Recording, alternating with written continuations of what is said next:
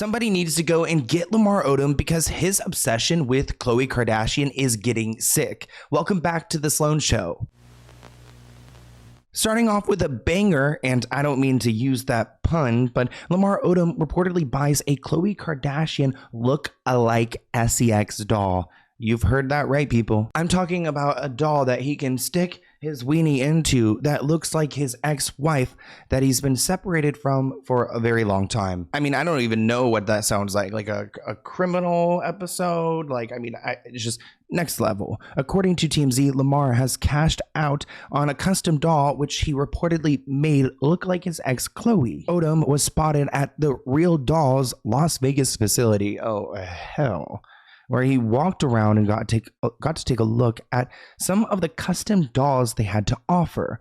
Lamar's manager, Gina, spoke with TMZ about his new purchase and said that Lamar first heard about the dolls in a news article and knew instantly he needed to get one for himself. Now, we do not kink shame on this channel, but what in the deviant does he need to go and have this doll where he saw a post and he's like, I need that doll right now and I need it to look like my ex KHLOE Kardashian. Oh, God.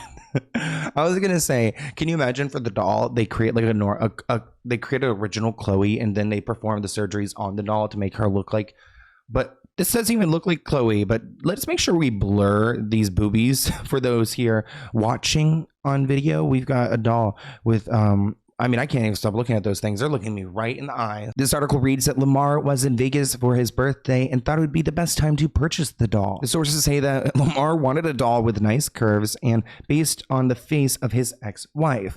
Well, his nasty ass manager, Gina, needs to go and figure out a new shtick for you because this kind of media that you're planting is creepy. Message from me to you. Snaps and videos obtained by the outlet show the former Los Angeles Lakers star browsing the catalog of dolls, while also handling toys from a working station in one particular clip. In the end, Odom ordered a doll that came with a face similar to KHLOE, with his rep telling TMZ he can do whatever he wants with her. The doll.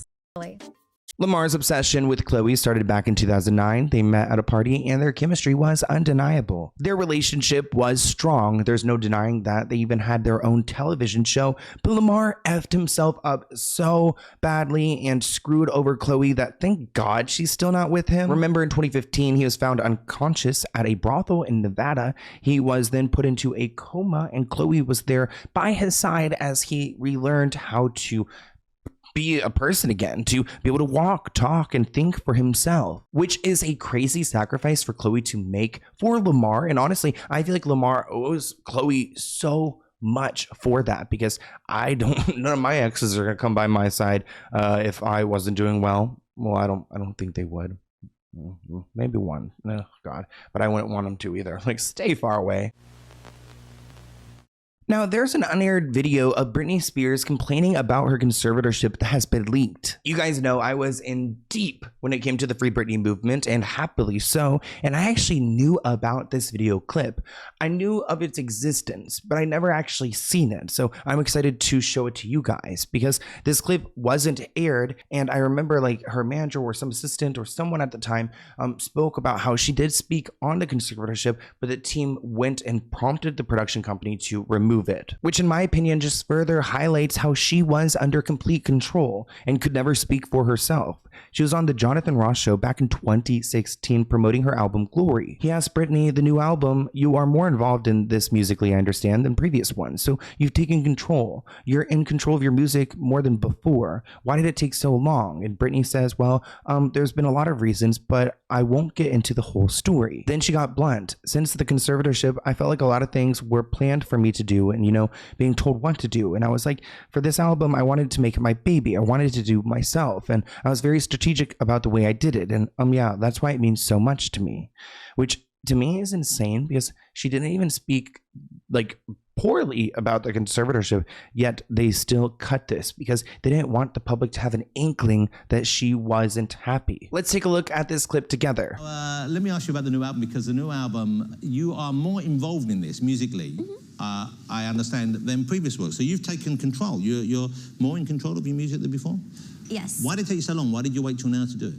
Well, There's a lot of reasons, but I won't get into the whole story, but... well, we know a lot of the whole story, so we don't have to go over the whole story, well, or, you know, what we think. It was like, I think since the conservatorship, I'm in a conservatorship, is the 3rd year of me being... It is wild because she's like speaking about this so clearly and kind of uncomfortably. Under that, and I felt like a lot of the things were planned for me to do. And, you know, being told what to do. And I was just like, for this one, I want to make it my baby. And I want to do it myself. And I was very strategic about the way I did it. And strategic about the way I did it because she had to be, because there's no other way. You cannot have control. And yeah, that's why it means so much to me.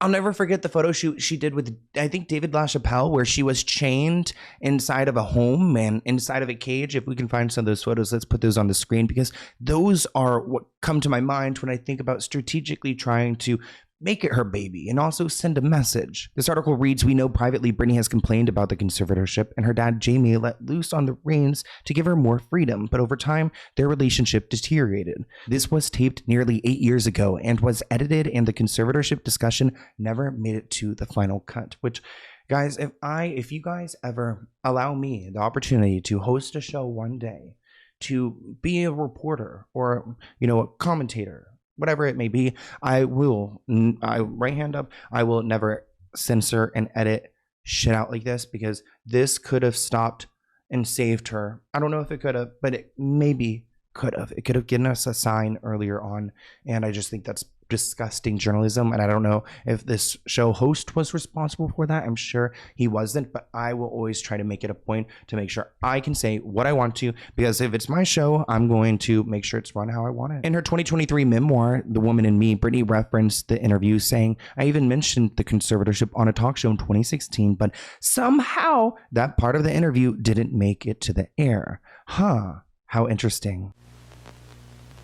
Making a dark turn, but I just felt like we needed to talk about it. The CEO of Abercrombie & Fitch, Mike Jeffries, and 2 others were arrested as part of a criminal investigation, and it's giving very much Diddy and White Party vibes. Michael Jeffries pled not guilty to a 16-count indictment, more than a dozen victims, with a network of employees and contractors and security professionals to pretty much hold models hostage. He's currently out in his home, the comfort of his home, because he was able to put up bail, even though it was $10 million. He used his power, wealth, and influence to traffic men for his own pleasure and that of his romantic partner, Matthew Smith. It looks like a third man, Jim Jacobson, is also accused of orchestrating all of this, and I'm sure there are plenty of employees to go along with these 3. Now I'm going to play a news clip for you guys, but just get a good look at this guy's face, because what in the hell? I mean, I grew up remembering like Abercrombie & Fitch as the rich kid clothing, like the pretty rich kids that were popular, and I was like over here not wearing that, and to see the face on this nasty man, oh God, they say don't judge a book by its cover, but damn, you could judge this one straight up. The former boss of the fashion giant Abercrombie & Fitch and his British partner have been arrested on charges of running a and international business following a 2-year-long BBC investigation.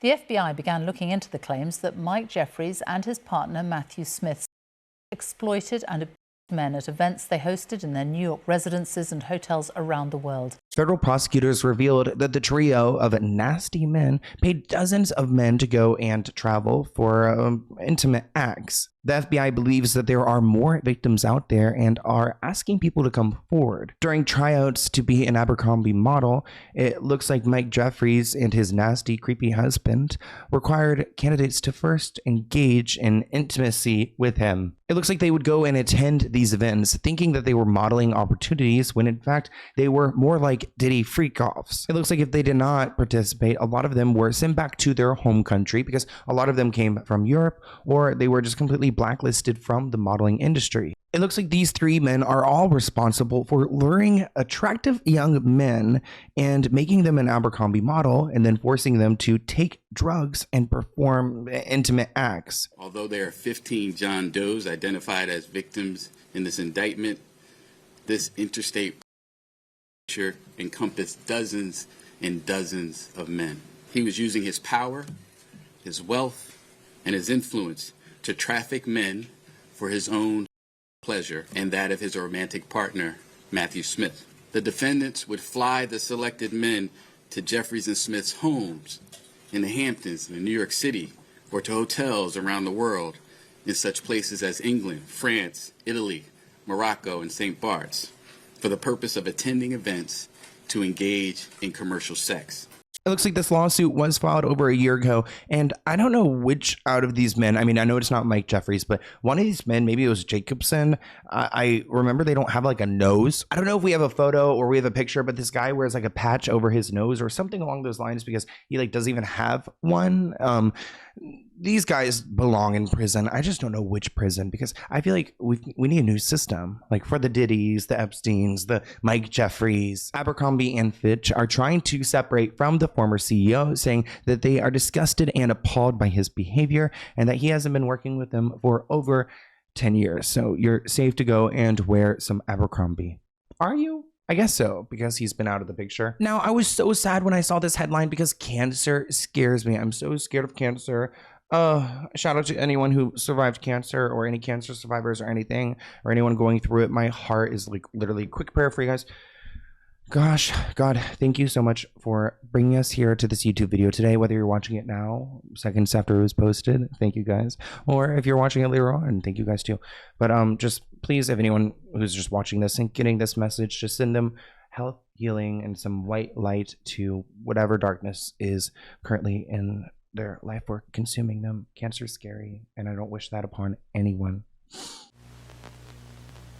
This article reads, a family source has confirmed with TMZ that Bad Baby is facing a cancer diagnosis. We reported that she took the time to address recent backlash over her weight, saying that her cancer medication has made her lose weight. Now, when I saw this, I had no idea that she was even sick with cancer. Some people pointed out that she seemed to lose weight during her relationship struggles, especially during her on and off again relationship with Livon, who has been physically violent with her. After hinting that she might be fighting cancer, Bad Baby received an outpouring of supportive messages. Thankfully, Bad Baby does have health care and she does have a lot of money. I mean, I don't know why she shared these earnings from 2021, but like the fact that she made over, I mean, that's over $20-30 million from OnlyFans. That is next level kind of money. Like, I don't think I could do an OnlyFans, but if you knew you were going to get $30 million, oh God. But you know what it is? It's a bunch of perverts. That's what's so sad. It shows how many pervs are out there waiting for the second that she turned 18. This person commented, the way that she started right after she turned 18, LOL. Another person added $36 million from November to April is insane. Before we wrap up, I want to talk briefly about Elon Musk, who has just gotten a lot more powerful now that Donald Trump has won. Comment below, did you guys vote and who did you vote for? If you feel comfortable sharing, it's a safe place. Don't go at each other down there. Elon Musk's estranged transgender daughter, Vivian Wilson, is calling out her father after he responded to a post about her considering fleeing the United States. I have seen a lot of messages about people actually planning on moving.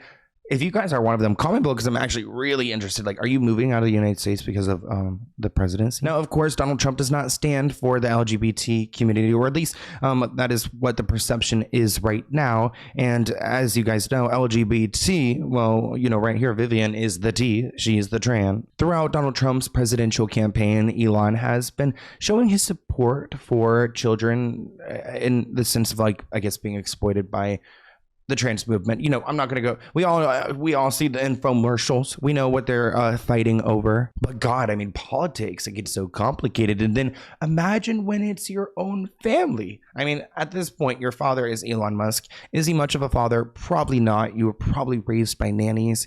I think it's like, is there any way you could leverage some of that money so you could use it towards your cause? That's what I would be thinking about. Vivian writes, I don't see my future being in the US. Even if he's only in office for 4 years, even if the anti-trans regulations don't happen, the people who willingly voted for this are not going anywhere anytime soon. Elon Musk's daughter, Vivian Wilson, is calling him out as an absent father who was cruel to her as a child. In a recent interview, she called her dad cold, uncaring, and narcissistic. Your son is dead.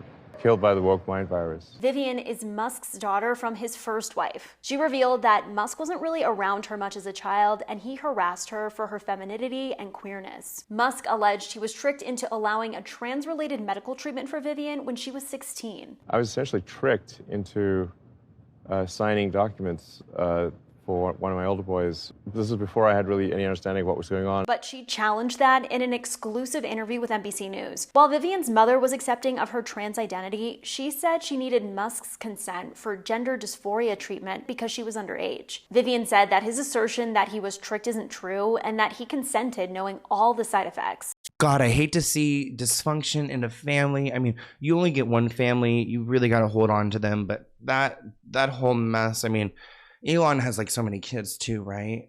I got to do a podcast episode about him. If you guys aren't subscribed to Let's Get Into It, make sure you guys go and check that out. But thank you for watching the Sloan Show. Hopefully this is a decent episode. You should be able to at least get you like 10 minutes. But yeah, I love doing the Sloan Show. It's just like hot topics. And if you guys have anything goofy or stuff you want me to react to, I mean, this is the place to send it to me. And I'm going to talk about it. And plus, we're not really on a cadence with this, which is nice. I'm just going to do it whenever it happens. Also, Cameo reached out to me to like get onto Cameo. Does anyone actually use Cameo? I'm like, I actually did not even know what it was until I started to see that chimp crazy woman videos like everywhere because she's doing Cameo. I was like, should I do Cameo? But you know, I don't know. Sometimes people send me, like someone sent me a letter the other day and asked me to like sign it and send it back to them, which, you know, I don't know if like would the Cameo like help that need? People could just like get a customized. I don't know. I'm not gonna talk about it anymore. Love you guys so much. I'll see you in a new one soon. Bye.